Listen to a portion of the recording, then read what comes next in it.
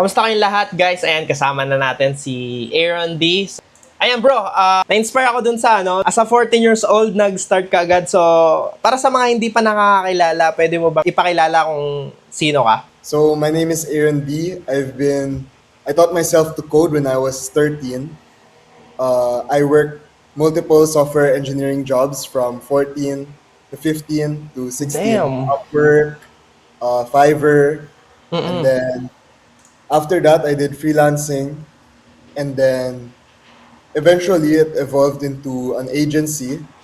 So we have an agency and we have a startup. So I built a mobile app about a year ago, and Mm-mm. then scaled it to around 10,000 users. And then currently I'm building a POS, so it's BIR accredited, and then it's being used by multiple businesses here. So some of my top clients for include Miss Universe, the Miss Wow. Universe franchise in Pakistan, Egypt, and Sweden. So Mm-mm. not in the Philippines, but I was able to meet the franchise owner through one of my clients. So that's how Nice. we were able to connect and build out the different platform. So Grabe. also the co-founder of the voting platform, which is Choice Tista.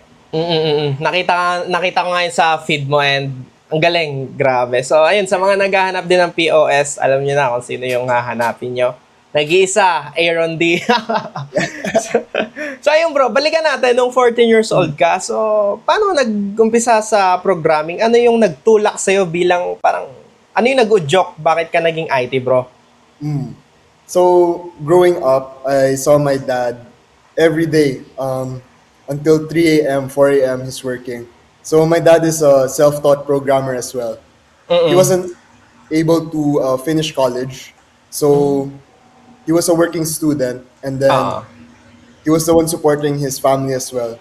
So what really was able to bring them out of their struggles was he was able to teach himself to code. Then he started this business. Then after that, that's when life got easier for him.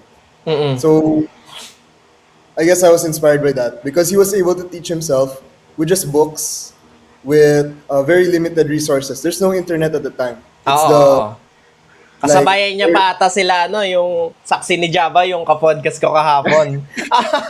libre, yeah, libre lang din yung gamit nila eh. Ayun, kasabayan niya. Ang galing, mga batak yan pag ganyan. Grabe yeah, yan mag-code. Sige bro, go, yeah, continue. crazy. Yeah. So at first, of course, it's incredibly difficult because I was Mm-mm. around 13. It's easy to get bored when you're trying to learn to code. So I used books. Mm-mm. So first language was Visual Basic 6. Wow, So very lumang-luma old, pa. right? Oh. Yeah. So that good introduction to object-oriented programming. Very Mm-mm. similar kasi to JavaScript. So after Visual Basic 6, I wasn't really able to learn that much. Like very simple programs lang. And then Mm-mm. after that, kasi at the time I wanted to be more financially independent so Oo. I don't ask for allowance from my parents like that. And then, so I was trying to find ways to make money online. Mm-mm. So I combined my interest with programming, and also at the time I was already contacting businesses for graphic Oo. design. So when I Grabe. was 9 years old, that's what I was doing. So when I learned to code, it became a lot easier. I was able to land a job within 2 months. So from the ages of about 14 to 15, I was combining online class with I was a part-time programmer, but the Mm-mm. hours was 5 hours every day. Grabe. Paano mo So na ma-maximize yun, bro? Yung study, tapos yung Siyempre, baka ka pa, yung parang nag-games pa. Siyempre, hindi natin maiwasan yung yeah, dami. yeah. Paano mo na ma-maximize yun? So back then, I think even around 12 or 13, I really Mm-mm. decided to quit playing games Mm. because at the time also I wanted to really focus on trying to be someone my family can lean on, to Mm-mm. not out of necessity, but I guess out of responsibility, as the eldest son also, I want to become more financially independent. So that's Oo. why I was trying to look for ways to make money, and that's how I was able to land the job and then balancing it with school. It was all right naman kasi it was online class. Oo, So oo. Kaya not too napapagsabay mo pa rin. yeah, yeah. Mm. Pandemic days, no? Online Yeah. class. How about you, Ayun. bro? During pandemic days, were you in college Ano, or nung pandemic days, ano pa lang ako noon, around grade 10 to grade 11 ata. So, way back, ang ginagawa ko noon, more on esports ako dati sa Mobile Legends, ganon. And then, I was trying na mag-video editor. Yun talaga yung unang freelancing na ginawa ko. So, kagaya mo, parang gusto ko rin maging, yung magkaroon ng sariling kita. So, yeah? nagtry ako video editor and then, after nun, na-addict na ako sa esports, Mobile Legend, ayan, tapos yung Wild Rift, and then, moving forward, netong college na nga ako, ayun, doon ko na inano yung IT, and then, ayun, nandito, nagkita na tayong lahat. Very Uh, interesting, no? mm, It's very cool. And then, yeah, back then, I was like, before I could code, I guess mm, for similar, I was also trying to be a video editor. So I wow. had like a YouTube channel. Mm, mm, mm. I think I was messaging more than 20 businesses a day. I was like, Wow, ang sipag nun, ah. Oo. Ano so yung that's ano yung pinakamahirap na challenge nung nag-uumpisa ka pa lang? Siyempre, ano ka pa lang nun, wala ka pang masyadong resources. Ano yung talaga nagpahirap sa'yo? I guess the hardest is when you're trying to quit your old habits. Like, Mm. 'cause I was really much an addict for games. Oo. So like maybe 13 hours a day I'm on either Fortnite or Minecraft. And then I Oo. realized if I'm like this for the next 10 years, nothing's gonna happen. Totoo. So, I'm not a good gamer kasi. I'm not esports or Mm, anything. mm, I'm mm. really not a good gamer. It's just for fun. So, during gaming, I was also learning to video edit because I wanted to also go into that, try to make money from gaming. Oo. So, was just capitalizing on the video editing aspect. Grabe, isipin mo, batang-bata ka pa nun, dapat naglalaro ka pa nun. Ayun, sa mga bro, sa mga kabataan yan, ano yung parang ma-advise mo sa kanila? Yung iba kasi, alam mo na, medyo iba yung yung hobby nila. So ano yung sa mga gustong mag-programming. Syempre ngayon in a world na innovation na tayo, nakikita na rin ng mga kabataan tong napapansin na nila yung tech industry. So ano yung mapapayo mo kasi ikaw nag-umpisa ka talaga 14 years old, grabe. So ano yung mapapayo mo sa kanila? I think right now it's one of the best times to learn programming, especially Mm. with all the AI tools. Mm. Because if you compare it to maybe back when both of us started programming, it's really difficult Oo. because there's a problem. You have to check on Stack Overflow, and then you're gonna check the console, and then there's a million things you have to check: the compiler, the Mm. dependencies. But nowadays, when you have a question, you can just ask AI, Oo. right? Yes, totoo, So, totoo. Dati ang ginagawa ko bro, nung college ako, yung first year, alam mo yung Web3 school? Yung Web3 yeah, school? yeah, yeah. Ayun. Kapag magagawa ko doon, hanapin ko pa paano ba maglagay ng checkbox. doon ko pa grabe, wala pang dati, mga ChatGPT. Pero nung ayun na, nung second year na, doon na umusbong. Pero ang hirap din dati, no? Yeah, it was so difficult. Mm-mm. But I guess that gives an opportunity for current developers. Like if Mm. you started developing before AI, you can really times 10 Yes. your what you know. Oo. And it's like you're 10 developers already when you have AI. Mm-mm. But if you're just starting, I still suggest you understand the basic principles of programming, Totoo like yan. variables, loops, functions, things like that, before you 100% go into AI. Mm-mm. Because I think understanding the fundamentals is still important. Yes. But yeah, yeah, it's still important so that when you're building things out with AI, you still understand what's going on. Totoo. Kasi, alam mo na kung paano yung pasikot-sikot eh. Kung masira man, kung magkaroon man ng bug, alam mo kung saan maayusin, di ba? So, ayun, moving forward, bro. Ayan. Ngayon, becoming a founder, bakit startup ang pinili mo kaysa magtrabaho? Kasi, di ba, yung iba, gusto ko maging ganito ako sa company na to. Ikaw, bakit startup? So, um, I guess for me, I already had a taste of what working is like. Because I guess for more than 2 or 3 years, I was really working on a salary basis.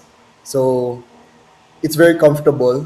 It's very nice actually. I'm not one of those business people that say that working a job it's like the worst thing ever. Like a 9 to 5 isn't good like that. I think a job is really a good way to learn and also to make money and to make a livelihood. But the reason why I personally choose business is because for me, the sorts of people I look up to and my goals for the next 10 years is really in if you want to maximize how many people you can help or impact, or if you have a vision, one of the best ways you can do that is with business. So, the reason I think like this is because I guess also when I was young, I really loved reading business books.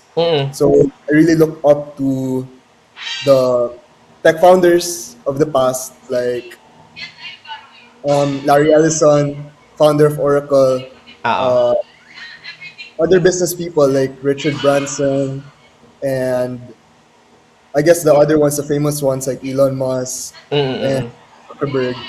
They really use startups as a way to impact the lives of millions of people.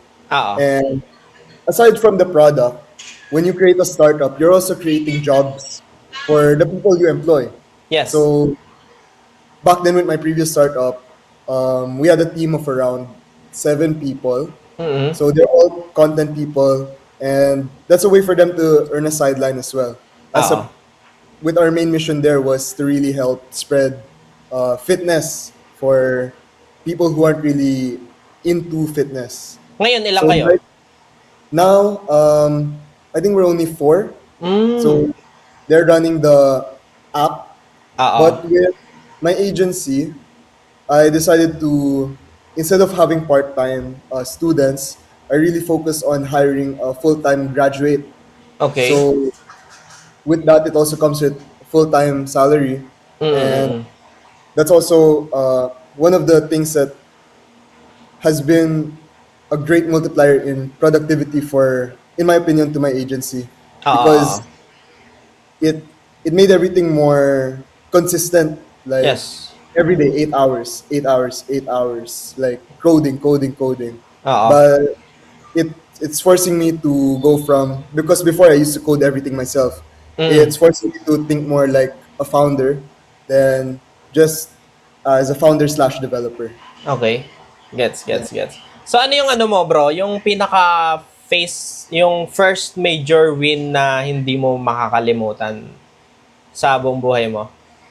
Oh yeah, I think one of my very most memorable, Oo. like it was the first time I made 13,000 pesos when I was 11 years old. Grabe So yun. it was Oo. like compared to like how much it's not a lot of money, but at Ah, that time it really made me feel like, oh my god, it's really possible to make oo. money online. So Nakaka-overwhelm, di ba? yeah. I was like, oh my god, 11,000, so much. Oo. But Kasi yeah, isipin mo, that para was sa edad na 11 years old, may ganun kang pera na nabuo mo sa sarili mo, di ba? Grabe yun. it was because I was also happy because it was after months of work. Because that was the time I was messaging the 20 businesses a day. I was video editing. I was trying all of the different sidelines. And with that one, I just, that was my client for thumbnails. So Oh. YouTube thumbnails. Oo. Yeah. Grabe. Eh, ano bro, eto, hindi natin may iwasan to yung pressure. So, paano mo na-handle yung pressure bilang isang founder. And lagi kong tanong to sa iba kong na ano. Ayan, paano mo na-handle yung pressure and criticism kung meron man? Sige, go bro. So for me, bro, maybe this is a common answer, but Mm-mm. I think that pressure is really a privilege because pressure is a sign that things are expected of you and people hold you to a higher standard. So with pressure, it for me how I'm able to handle the pressure Mm-mm. of all the clients of having monthly payments to salaries and things like that. It's really I'm understanding that uh, it comes from a place of you're being a founder. One of the pressures is that you're trying to do something that maybe it hasn't been done before, or it's it's not a guarantee that it's going to work. So Mm-mm. how that pressure really gets handled for me and what I've noticed from a lot of other founders is they really just accept that it's a very hard path Oo. and you shouldn't expect things to be easy because if it was easy then everyone would do it.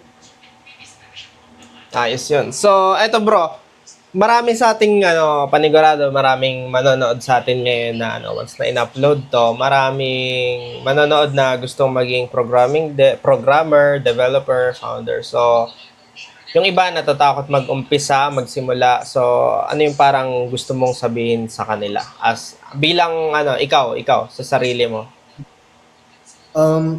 I think whoever is watching this, if you have an aspiration to become a developer, um, you should combine it with something that you're Mm-mm. very interested in.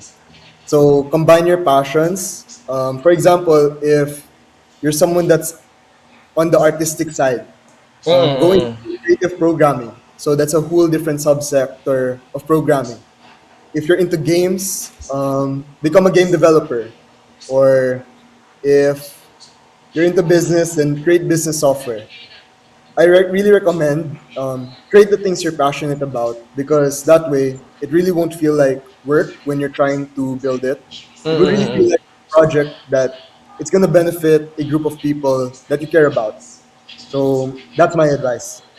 In summary, just build something you care about, something that combines your passions. Eto bro, ano yung mas mahalaga? Technical skills or problem solving skill?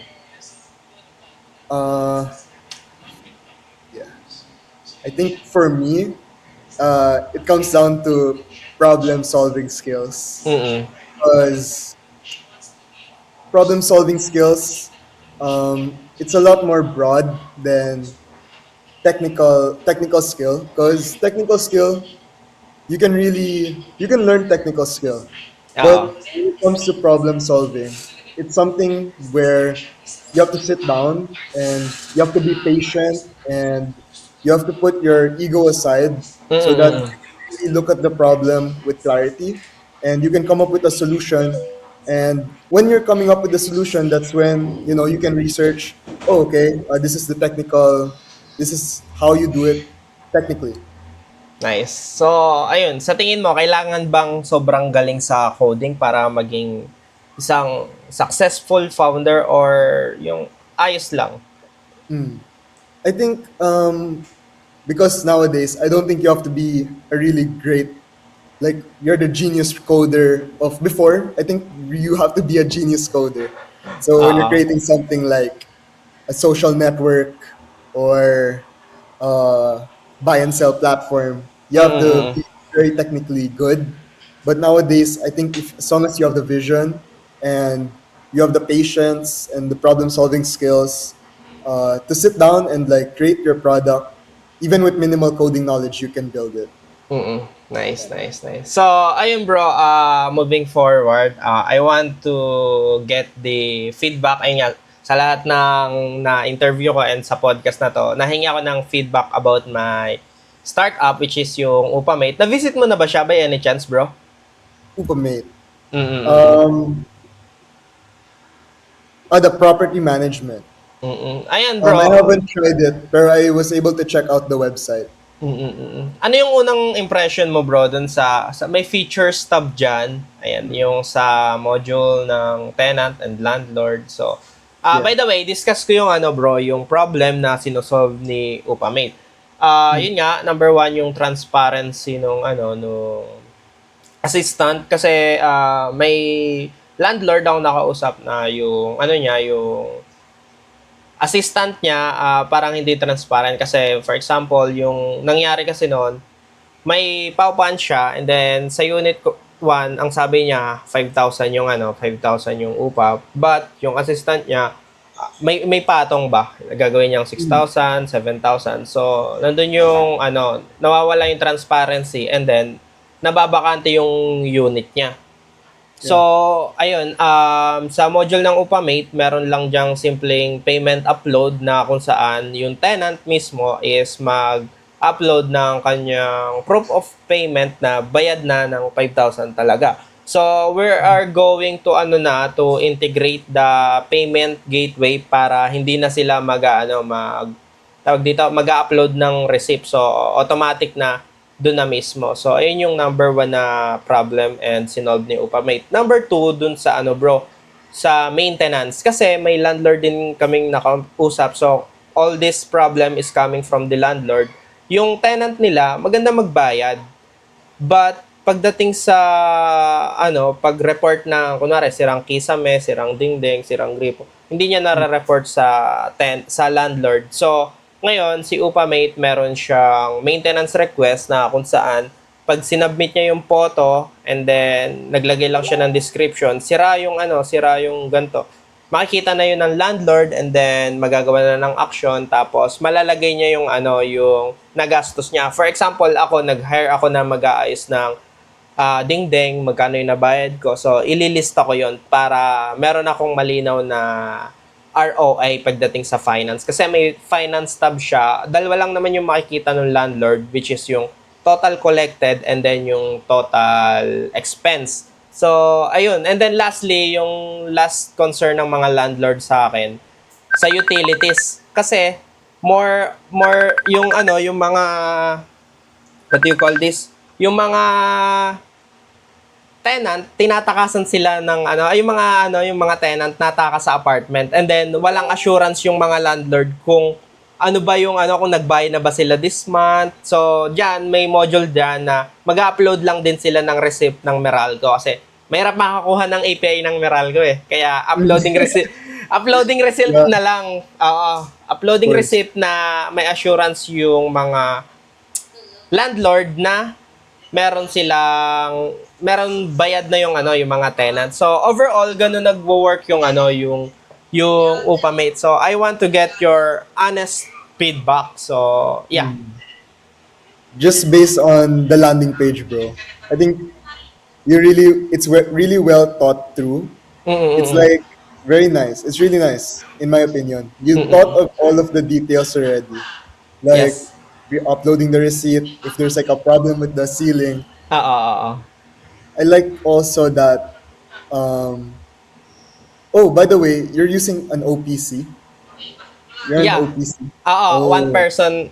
Pero siya bro, currently sa DTI pa lang siya registered eh. But ang ginawa ko diyan, naging under pa lang siya ng isang company pero OPC, one person corporate.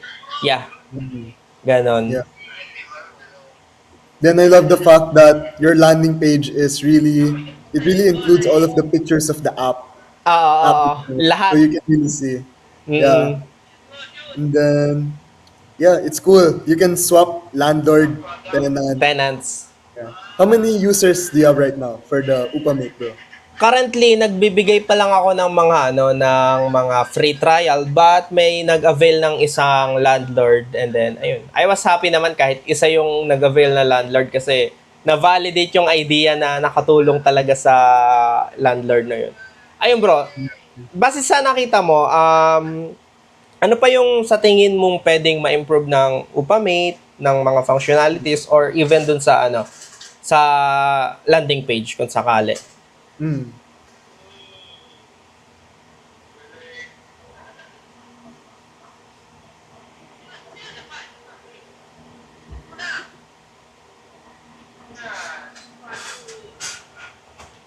Yep. So far, I also built a tenant system before in Nice. Visual Basic 6 for a mall. Ah, So I'm trying to think of like what was missed, but you really included everything. And I'm amazed because when I made it, it's for a desktop, so I have so ah, much space. But this ah. one, you really thought of it well so that it can fit on a phone. Because it's hard Yes. when it's on a phone because you have to make it usable on a phone. Oo, tapos lahat ng module, di ba, kailangan ng landlord. Oo. Yeah. So, But overall, bro, solid, very solid, cool app. I think you're gonna get a lot of users for this. ayun. So, super thank you and napaka ganda nung naging feedback mo. And thank you dun sa sa honest feedback na binigay mo. And one last thing, ano ba yun, isang question ko dito?